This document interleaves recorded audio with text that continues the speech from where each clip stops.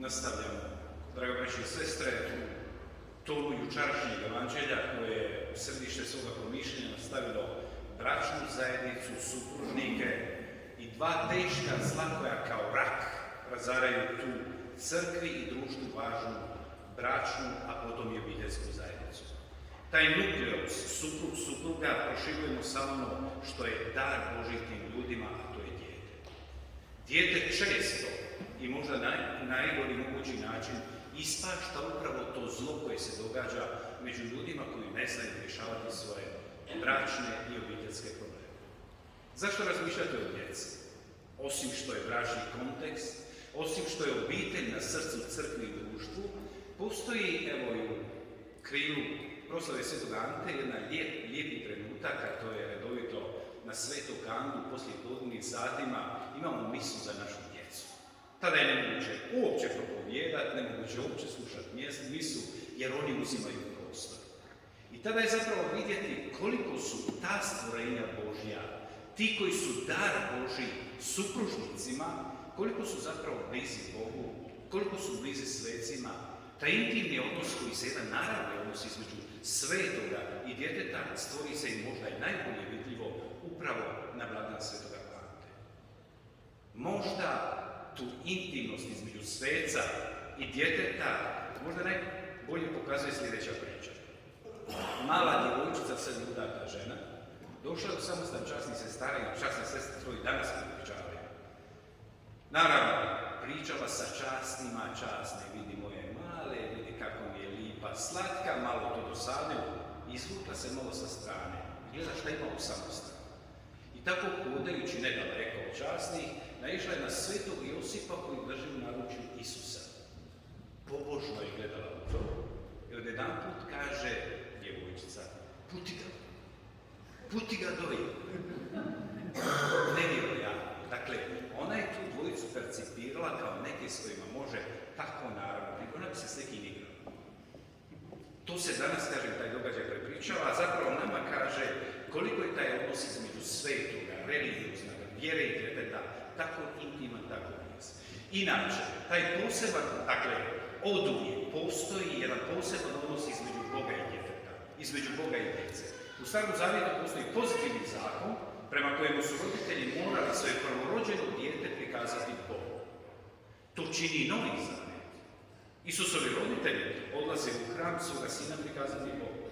Međutim, nije uvijek tako bilo. Sjetimo se vremena kad su djeca bila žrtvovana bogovima. U helenističkom svijetu Grka postoji običaj da se hendikepirano dijete koje se tek rodilo iznese na vrh brda, ostavi gore da umre od leda, studeni ili čak da ga pojedu divlje zvijeri. Dijete je davano prostituciju, svašta se radilo s djetetom. Nije uvijek bio tako dobar odnos. Nemojte misliti da je danas drugačije, to ćemo vidjeti. Onaj koji je izgradio savršen dobar odnos prema djeci i onaj kojega su djeca neizmjerno voljela, to je osoba Isusa Krista. Pogledajte, pustite malene k meni. On ih želi, on ih voli, on ih ljubi, on poštuje njihovo dostojanstvo. Dapače, mjera kojom trebamo živjeti je mjera djeteta. On na jednom mjestu kaže, ako ne postanete kao djeca, nećete ući u kraljevstvo Božje. I možda još najdramatičnija stvar, koja stavlja sve nas pred jedno vrlo važno i teško pitanje. On na jednom mjestu kaže, poistovjećuje se sa djecom i kaže, što učiniste jednom od ove moje najmanje braće, mene ste učinili. Eto, tu je pitanje. Tu je pitanje koje stavlja u pitanje i kardinale, i, konjušare, i biskupe i bankare, i svećenike i smetlare, sve one koji su, ne daj Bože, posegnuli za djetetom na nepravedan način. Mi ih možemo, s pravom viđemo na crkvu i pedofiliju, ali vjerujte, nikakva osuda, kakva god ona bila ovdje, nije ništa usporedbi s onim, makar bilo sada kako će biti gore s onom stranu. On je čak u tom trenutku rekao, bolje bi bilo da uvjesiš mlinski kamen u svoj vrat i zaplivaš širokim morem, pa gdje dospije. Običaj da prikažemo dijete Bogu kao obred više ne postoji. Ali mislim, draga braćo i sestre, da trebamo zadržati njegov duhovni sadržaj. On je aktivan, on mora ostajati na poseban način. Ona što kršćanski roditelji trebaju naučiti, a to je da po uzoru na svetu nazaretsku obitelj prikazati i prikazivati svoje dijete Bogu. I ono što je najvažnije, kad su se vratili iz Jeruzalema u Nazaret, Evanđelje kaže da je dijete raslo u mudrosti i milosti Božjoj. Evo zadaće svih roditelja vizavi njihove djece. Dakle, djecu ne odgajati samo i ne ih činiti da rastu samo fizički, tjelesno. Pogledajte što oko toga učini. Karate, vodimo ih, pjevanje, sviranje, to je dobro, nek nam djeca rastu. Ali uz to djeca moraju biti odgojena u vjeri, u milosti, taj duhovni aspekt, religiozni aspekt naše djece moramo po njemu voditi računa. Što danas znači prikazati, odnosno prikazivati vlastito dijete Bogu? Pitanje je važno, pitanje je neizbježno. Nimalo nije bezazleno. Jer postoje mnogi načini prikazivanja vlastitog djeteta. Ako hoćete nekad prikazati vlastito dijete i prikazivati vlastito dijete, zapravo znači žrtvovati vlastito dijete. Nek svako uđe malo u svoju pamet, malo polista dnevne događaje i vidjet ćete gdje mjesta gdje djecu žrtvujemo na najgori mogući način. Roditelji žrtvuju primjerce vlastitim neispunjenim željama, vlastitim frustracijama. Kad nisam ja mogla, ajde ti ćeš malo dijete moje. Kad otac nije uspio, sine, ti si taj koji će nadoknaditi. Žrtvuju ih mode, prostituciji, teškim radovima. Pogledajte, djeca su nam postala pretilja. Je to neka vrsta žrtvovanja naše djece? Mislim da je. Najlakše ga natući, ne znam čime. Ili zadovoljiti njegovu potrebu nekakvom igračkama. Pogledajte koliko smo našu djecu žrtvovali tehnološko. Do te mjere da postoji suvremeni grijesi koje ne ispovjedamo. Grijehe koje činimo na internetu, grijehe koje činimo na pametnim telefonima, grijehe zbog kojih se mladići i djevojke ubijaju, jer ne mogu podnijeti sramotu koju posredujemo preko takvih tehničkih stvari. Kroz čitavu povijest bilo je uvijek ljudi koji su bili žrtvovani, koji nisu bili priznati ljudima. To je jedno vrijeme crnci nisu bili osobe, nisu bili ljudska bića, žene nisu bile ljudska bića, bile indijanci nisu bili. Neprijatelji zarobljeni, tretirani su kao neljudska bića, nisu ubijali, sjetilo se nacista, starci su bili beskorisne izjelice, neljudi, bića koja treba eliminirati. Znate ko danas jest nebiće koje nema elementarnog prava? To je ono dijete koje se još nije rodilo. Pogledajte što radimo na nerođenoj djeci. Pogledajte što radimo embrijima. Embriji postaju rudnik matičnih stanica. Embriji postaju predmet za razne eksperimentiranja do te mjere, budimo grubi, da se stavljaju utrobe životinja da znaju kako će, da vide kako će se razvijati. To je skandalozno kako postupamo s djecom. A isti ti koji to rade, skandaliziraju se kad je neko stariji posegao za djetetom možda manje opasno nego što je sam taj čin. Dolazimo do jedne zbunjujuće činjenice da današnje suvremeno društvo uopće ne zna što bi s djecom. Ono je gotovo šizofreno. S jedne strane ih stavlja na pijedestal, klanja im se. Oni su carevi, bogovi, ne daj Bože krivo pogleda dijete. Pogledajte što djeca rade roditeljima u ovim velikim trgovačkim centrima. Što god upavči, roditelj trče, kupuje. Mislio kupiti manistro i bliko, dođe kući sa pol gepeka dječjih stvari. Sluša, dakle, došlo je do perverzije, mjesto da dijete sluša roditelja, roditelj postaje gotovo rob. Roditelj postaje rob vlastnom djetetu. Dakle, mi ne znamo kako s njima postupiti. S druge strane, tako ih tretiramo, a s druge strane zapravo postaju često iskorištavane na najgore moguće načine, nerijetko, evo rekao smo, najnoviji događaj u Hrvatskoj pokazuju da ih bez imalo milosti proglasimo ovakvim i onakvim i ubivamo u majčinom utrobi. Pogledajte još jednu činjenicu. Više je udruga za zaštitu djece nego li gotovo roditelja. Možemo se tome smijati, ali to nas upozorava na opasnu činjenicu. A to je da su naša djeca, to je mjera možda ugroženosti naše djece. Teško je se odlučiti. Mentalitet prema djetetu se promijenio. Ne znamo više s njim. On je prije čuvao glavu, donosio je vodu, bio je bolestan, a danas zaside na kauč i u 3 mjeseca 4 kila gore. Ništa od njega ne traži. Mislim da nije to dobar odnos prema djetetu. Stoga je važno pitati se što to zaista znači prikazati vlastito dijete Gospodinu. Prije svega znači, dragi roditelji, priznati i prepoznati jednu vrlo važnu činjenicu, a to je da dijete prije svega pripada Bogu, a tek onda nekome drugome. Gospodin i gospodar našega djeteta je Bog, ne roditelj. Taj govor o pravu na dijete, to je nepostojeće pravo, izmišljeno, da bi zadovoljilo nečije egoistične i narcisoidne potrebe. Dijete pripada Bogu. Kršćanski nauk vrlo jasno kaže. U trenutku začeća Bog aktivno sudjeluje u stvaranju novoga života s tim da u tom trenutku udahuje jedno besmrtno počelo koje mi nazivamo dušom. Zahvaljujući Bogu, naše dijete živi u vječnosti. To roditelji ne mogu dati. To daje jedino i samo Bog i zato dijete pripada. Jedini stvoritelj i stvaratelj je Bog i u slučaju našega djeteta. To ne treba previše mudrosti. Sjetimo se majke Makabejke koja ima 7 sinova i prepoznaje ovu činjenicu kad kaže sljedeće, promatrajući ih. Ne znam kako ste nastali u mom krilu.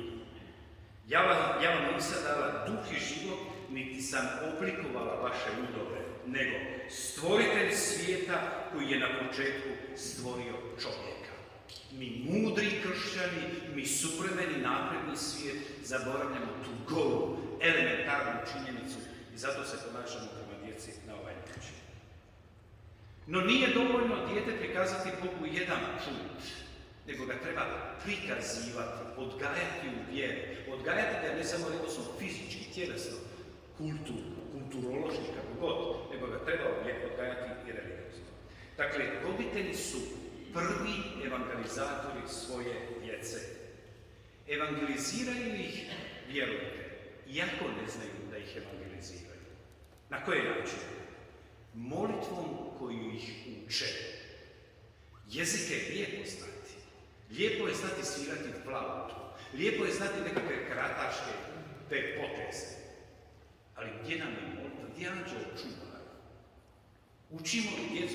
Pazite, ima ljudi koji su presjednici. Nijedne molitve ne znaju doli anđele čuva Milija ga je baka učila to.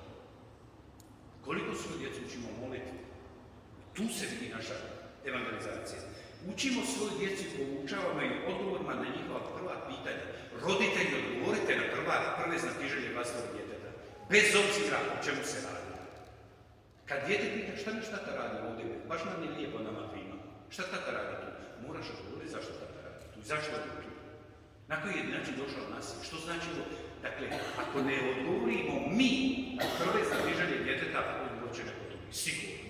Koji možda i ne voli naše dijete, koliko ga volimo mi. Sudovima koje dajemo, također ih odgajamo, sudovima koje dajemo drugim ljudima. Što govorimo o svojoj susjedu, što govorimo o svom susjedu, što govorimo o događaju o politici, što govorimo o svemu, to dijete naše upija. Dječja, zašto ih odgajati u vjeru? Zato što dječja nevina duša u stanju je bolje od odraslih razumjeti određene vjerske istine. Samo na nama je objasniti jednostavnim jezikom i u dobi koja je primjerena razumjeti određene vjerske istine. Koliko smo puta mi iznenađeni ostali kada nam dijete postavi neko religiozno pitanje, pa i svećenici, časne sestre koje drže vjeronauk, tako smisleno, tako, ja ne bih rekao smisleno intelektualno, nego tako izišlo iz duše, iz jednog tog putiga doli. Šta radimo u tvojim rukama kad se može igrati sam? Dakle, to je ta neposrednost koju djeca. Ja mislim da je to potpuno razumljivo. Mi stariji često intelektualno kompliciramo stvari. Mi smo konfuzni, mi smo zamagljeni. Djeca to nisu, djeca su protočna. Pa i zato tako teške istine kao što su vjerske istine. I pogledajte pitanje koje se često postavlja unutar našega društva. Šta sad treba da vi kršćani svoju djecu od najranije dobi učiti vjerskim istinama? Na taj način ih indoktrinirate, na taj način ih ograničavate, na taj način ih usmjeravate. Dajte vašem djetetu, kad napuni 17-18 godina, da se tada odluči hoće li vjerovati ili neće, hoće li se krstiti ili neće, hoće li crkveno vjenčanje ili neće. Pogledajte pomalo perfidnosti. Zašto ne govorimo da se naše dijete odluči hoće li učiti matematiku ili neće u 18. godini? Zašto ga ne učite njemačkom i italijanskom jeziku u 18. godini? Zašto baš vjera? Zašto baš religiozni istina? Zato što, draga braćo i sestre, osim svećenika na koji se najviše liče kršćanski, postoje svećenici koji su daleko opasni. Postoje oltari na kojima se žrtvuje ne Isus Krist, nego nešto sasvim drugo. Postoje istine koje će nas odvesti i vjerovanje ako zna gdje. Postoje neki drugi roditelji koji ne vole našu djecu kao vlastiti roditelji. Stoga te opet kažem, dokone gospođice i dokoni gospodičići koji žele zamijeniti roditelje u odgoju djece, ne dajte tima prostora. Jer često ne žele dobro našoj djeci kao što želite vi.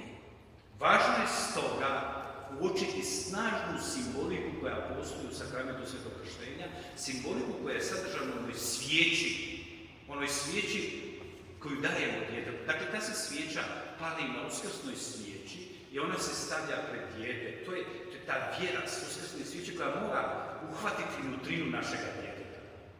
To je obveza roditelja. Zapaliti to svjetlo Kristovu djetetu. Jer, što će se dogoditi kasnije? To Bog sam zna. To dijete kad iziđe iz vaše kontrole, kad postaje adolescent, kad se počne protiv vas glumiti, kad postaje mlad čovjek, puno će se svjetala upaliti. Netko će želiti materijalno, neko će željeti ovo i ono. I ta svjetla će biti toliko snažna da će nestati gotovo ovog svijeta. Nikad se utrnuti. Ali nestat će ovo svjetlo koje ste mu vi dali. Ali sjetite se, jučer smo pričali da dođe mračna noć osjećaja. Da dođe mračna noć duše. Kad se ta svjetla koja su lažna utrnu, nastane ogromni mrak, jedino svjetlo koje će tinjati, koje je naučeno u djetinjstvu, taj anđel čuvar u meni, zdravo Marija, ta istina da me Bog spasio, ona će tu tamo, što bude veća tamo, to će ovo svjetlo više rasti. Tu je obveza roditelja. I vjerujte, ako igdje hoćete potvrditi tu činjenicu, otiđite kod ovisnika. To je njihov put. I danas kad ih uhvati suhoća tama, znate što učini? Zato što im rješava njihov problem. Otiđu pred svetohranjište, kleče 3-4 ure, rasplamsate to svjetlo i odagna se nadasti ovoga svijeta. To oni kažu. To je njihovo iskustvo. Najbolje pa svjedočanstvo je, dragi roditelji, živite dosljedno svoga roditeljskog poziva. I to će možda najbolje biti svjedočanstvo vašem djetetu. Međutim, doće vrijeme kad vi kao roditelji nećete više pričati vašem djetetu Bogu, vjerskim istinama o religiji. Doće vrijeme kad ćete morati Bogu pričati o vašoj djeci. To je vrijeme molitve. To je vrijeme kad oni otiđu od vas, ali uvijek ostaju vaše djece. Tada nemojte ih goniti u crkvu, nemojte ih govoriti, dragi moj sine, ženi se, recite to kao roditelj, nemojte insistirati na tome, nego molite se Bogu da vaše dijete postigne ono što smatrate da je objektivno to. I konačno jedno pitanje koje se tiče crkve, koje se tiče Marija nas, koje se tiče časnih sestara i tako dalje, jedno, čini mi se, važno pitanje. Što ako vaše dijete, daj Bože, odluči biti redovnik, redovnica svećenika? Prisu se roditelji redovali to. Čak su molili za to. Bilo je njih 5-6, ajde da jedan bude svećenik, jedna časna sestra, jedna ono. Danas se struktura obitelji promijenila. Demografska slika je sasvim drugačija. I danas se zna dogoditi kad dijete kaže ja bi otišao malo u fratre, u pope, biti svećenikom, djeca roditelji pada u depresiju. Šta štamo radi? Pa vidiš što ovi rade u crkvi. To su zločinci, nisu više, ljudi kažu da su prijemni. Dakle, poduzmu gotovo jedan psihološki rat protiv vlastitoga djeteta. Zašto to ne smijete činiti? Više razloga. Obveza je roditelja u takvoj situaciji, kao što ispratite svoga sina, svoju kćer na oltar, tako isto ispratite ovoga koji se odlučio biti svećenik, časna sestra, redovnik, ispratite ga na njegovu putu. Zašto? Ništa na ovom svijetu, jedno stvorenje, neće usrećiti vašeg mladića, vašeg djetetu, kao što će usrećiti vaš Bog. Ispuniti ga radošću, srećom. Dakle, imati zaista ispunjen život. I drugo, budite malo egoistični. Vjerujte, vidimo ovdje časnu sestru. Neki roditelji koji su imali 6-7 djece, svi su otišli. Zagreb, Split, Šibenik, ne znam gdje. Jedina koja je ostala, jedini koji je ostao župnik u susjednoj župi koji je njihov sin. I svake nedjelje poslije mise dolazila je, svaki dan poslije mise dolazio svojim roditeljima i gledao, treba im život. Vjerujte, oni koji će biti uz vas do kraja vašeg života su vaši svećenici i vaše časne sestre.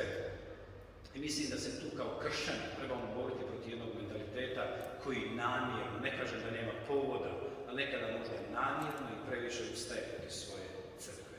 Budimo djeca, radujemo se o dolasku ovog blagdana, velikog blagdana, imajući u vidu brak i ono što je dar svakoga braka, a to su naša djeca.